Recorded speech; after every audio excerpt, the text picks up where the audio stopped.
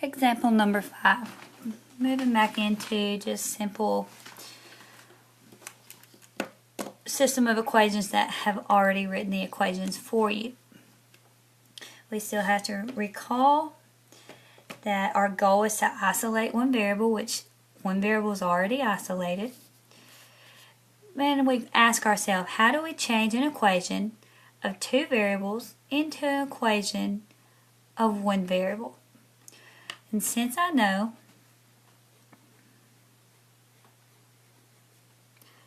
that x equals 11y minus 5, I can plug in 11y minus 5 into this second equation for x. When I do that, here's just the second equation. I will plug in 11y minus 5 into x.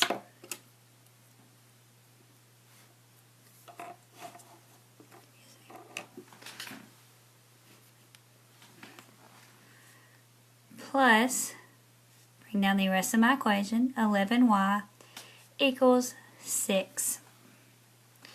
Now, once again, there is nothing on the outside of the parentheses, so there is nothing to distribute. I may rewrite this problem without the parentheses.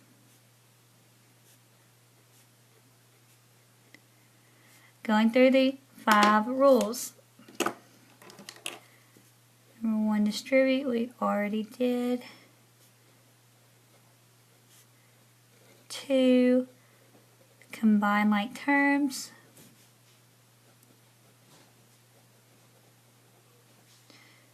3rd rule, variables on the right.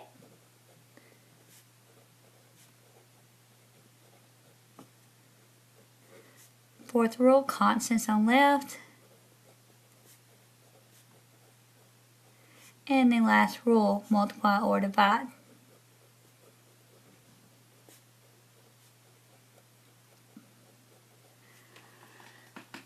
Looking at rule number 2, combine like terms. On this left side of the equal sign, I look for the same variables, and I look for any two constants. I see I have a variable y. So I will combine these two variables of y. I have 11y plus, use the sign in front of the second variable. I do not use this negative 5. This is 11y plus 11y. And then I will, to the right, bring down my negative 5 and equals 6. Now when I combine 11y plus 11y, that's just simply adding. 11 plus 11 is 22, and I have to, of course, add my y. 22y, bring down what I have not used, and I have simply combined in like terms. There are no more like terms on either side of the equal sign. So now I look at the rule number 3, variables on the right. I find my variable, which is, oh, I messed up on that rule. Variables on the left, excuse me. And constants on the right. I look at the variable, and the variable y is on the left side of the equal sign. Therefore, I may move on to step 4, constants on the right.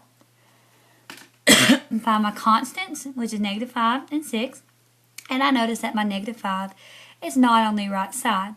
In order to move negative 5 to the right side, I will do the inverse of what they are doing. Since they are subtracting 5, I will add 5. And what I do to one side of the equal sign, I must do to the other side of the equal sign. A negative 5 plus 5 cancels out.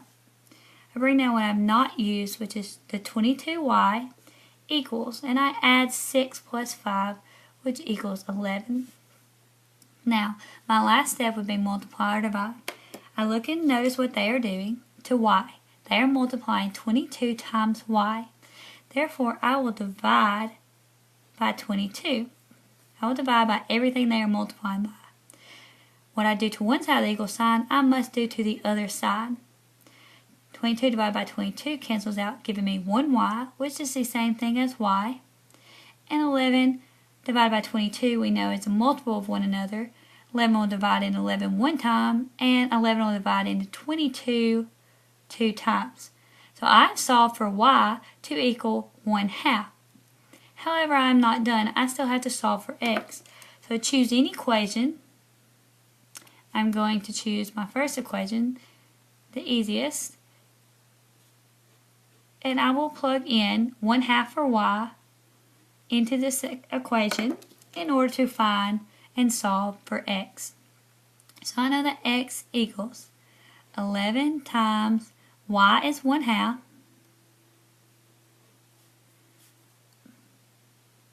minus 5. Now there's a couple of ways you can do this.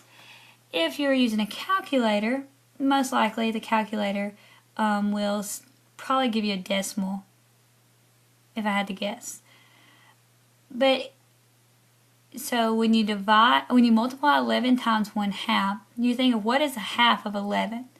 Well, half of 11 is 5.5.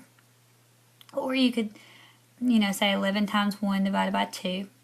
But half of 11, so I bring down my x on the left side. Half of 11 is 5.5. I would write that as 5.5 since we are still subtracting by a whole number. So bring down what I'm not using. I have 5.5 minus 5. Now this is the same thing as minus 5.0. So 5.5 minus 5.0, you can line it up, do it in a calculator or simple math, is a positive 0.5, which is also known as x being 1/2. So I have found that y equals 1/2 as well as x equals 1/2. Now to write that as an ordered pair, that would be simply 1/2 and 1/2. However, of course, I do want you checking your work. The last step would be to check.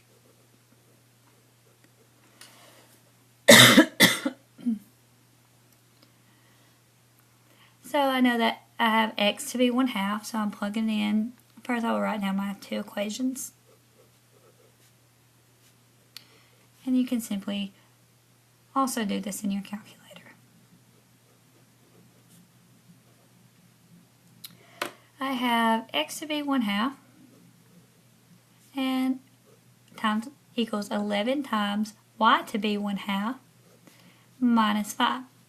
So I bring down what I have on the left side of the equal sign, it's simply 1/2, and I've already solved 11 times 1/2, so 1/2 of 11 is 5.5 minus 5. Still bringing down on the left side my 1/2. 5.5 minus 5.0 is 0.5. And I know that 0.5 is the same thing as 1/2. So the solution xy 1/2 1/2 does hold true for my first equation. However, it has a hold true for both equations. When I plug in 1/2 for x in the second equation, and then I'd like to plug in 1/2 for y in the second equation.